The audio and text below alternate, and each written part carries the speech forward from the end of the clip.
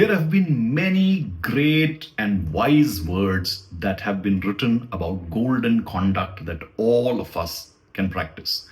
From understanding that great change was created by simple minds, or do unto others as you would have done to yourself, or people will always remember somebody who brings lasting change, and so many others, including when we hear, if you want to go far, take others along with you.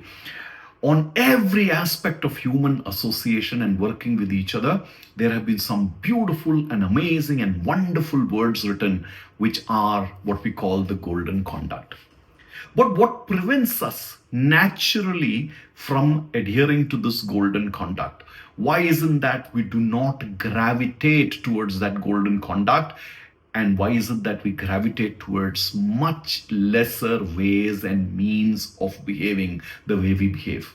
And the answer to that is our loaded instinct. Now, I am not going to be naive and ask you to be naive to say we have to do away with survival instincts, or we have to do away with the need for power or control or gains or supremacy or so many other fundamental needs and instincts that we are all born with. No, not at all. But the idea is, while you have those instincts, while we have the human nature that we have, while we have that animal nature that we have, what do we do? How do we modulate ourselves so that we can get to that golden conduct? And essentially what stands in our way is anything from our personal histories and the stories that we carry in our mind, to the outdated beliefs that we carry, and so much of the incomplete education that we have had in life, and much of the ineffective behaviors that we have both been taught and we have learned.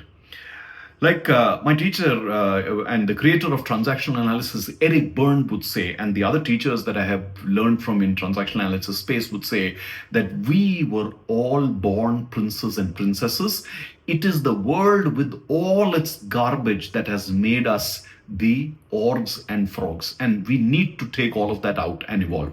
I have spoken several times on several ways that we can change the narratives that we have, the words that we choose, the way we need to adhere, the failure of masses. There's several subjects that I have covered, which are things that we need to do continuously and create a perfect conduct.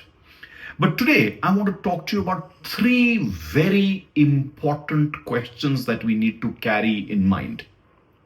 Now, whether it's family or society or organization or whatever our pursuits, whatever our roles, whatever our dharma, in that there are three golden questions that we must answer so that our loaded instincts become unloaded and we offload all the garbage and we look at life the way it is meant to be, so that we have the golden conduct.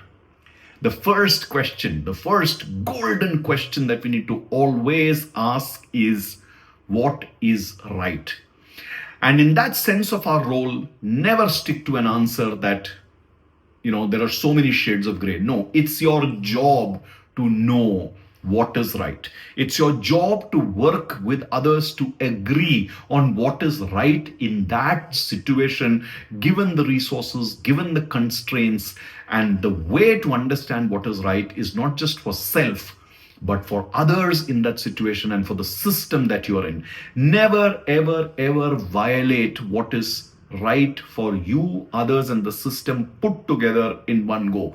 If you have seeming polarities, discover the point of union, and that's something that you need to do. If you do not know what is the right thing to do, all behaviors will be random. All behaviors will be circumstantial, they will be whimsical, and they will not stand the test of time.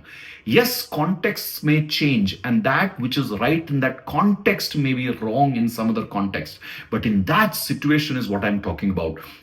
So learn to slow down, learn to get to this answer, and forget that temptation that there are shades of gray, this world is changing very fast, we live in an agile world, there are no right answers. No. These are the excuses of an unthinking mind. These are the excuses given with a mind that is lethargic, that is not willing to engage in constructive discovery, diagnosis, and constructive adaptation. As I keep saying so many times, and this is something I learned from one of the best professors that I have learned in, and this was in my clinical psychology class when I learned this. My professor said so beautifully that ultimately humans have to control themselves and their thinking and the sense of right and wrong by three simple rules: that you have to think rationally, you have to think purposefully, think rationally, act purposefully, and adapt continuously. So those are the three things. Took a moment for me to recall, but that's the sequence: that think rationally, act purposefully, and adapt continuously. And that's the way to establish. And here, the rationality and the purposefulness, like I said, should be about self, others, and the system put together. Never break self, never break others, never break the system. That should be the golden rule that we need to work. And if there is hard work involved to get to that point where you discover the golden balance, put in that hard work, it will make you, others, and the system a better place to exist. Do not shortchange this rule.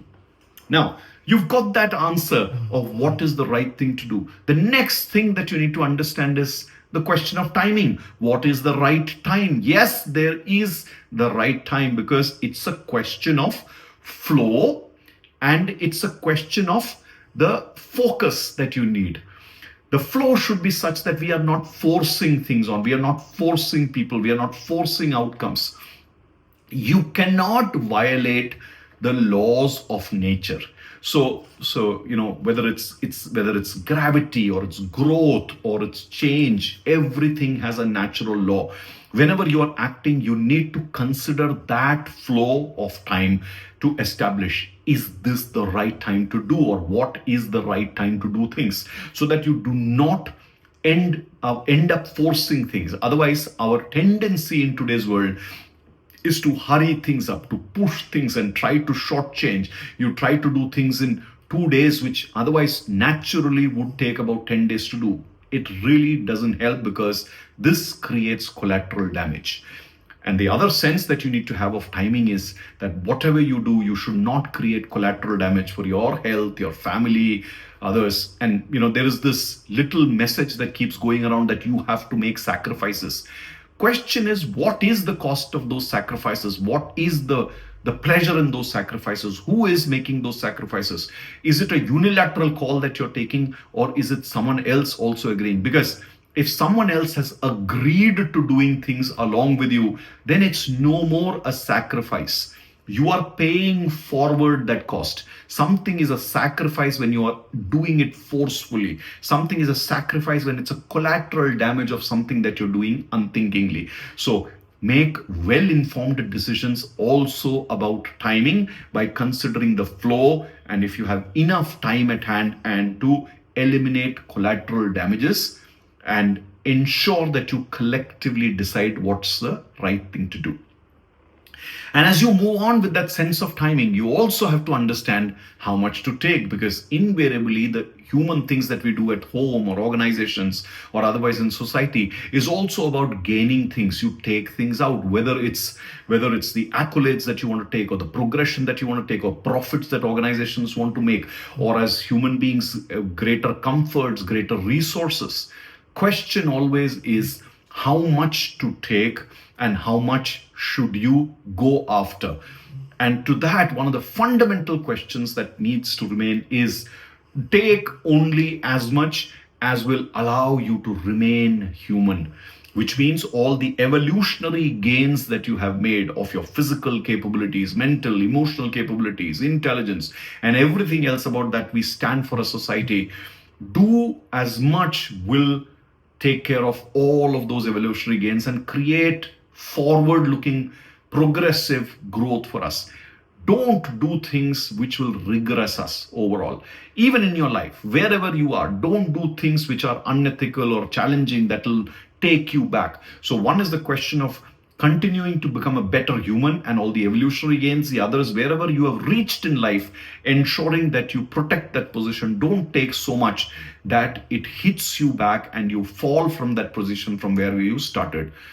Then we also need to remember that when you take, you also need to pay back, or you need to pay forward. So you only should also take so that you don't remain a debtor. You are able to pay back, you are able to pay forward, and you are able to pass on that grace to others around you and your next generations. That is what will make you a better person in any given context. So whether it's personal choices or choices of family, society, or organizations, I encourage you, as you work on everything else about you and your character and your being and become the better person that you are, remember these three questions and always answer them. What is right? What is the right time? And how much do I take? Without clear answers of this, we will make mistakes. Do not make these mistakes. They can be very expensive in life, because we are where we are because of all the effort that we have made in life. There is no point in losing that. Take good care of yourself.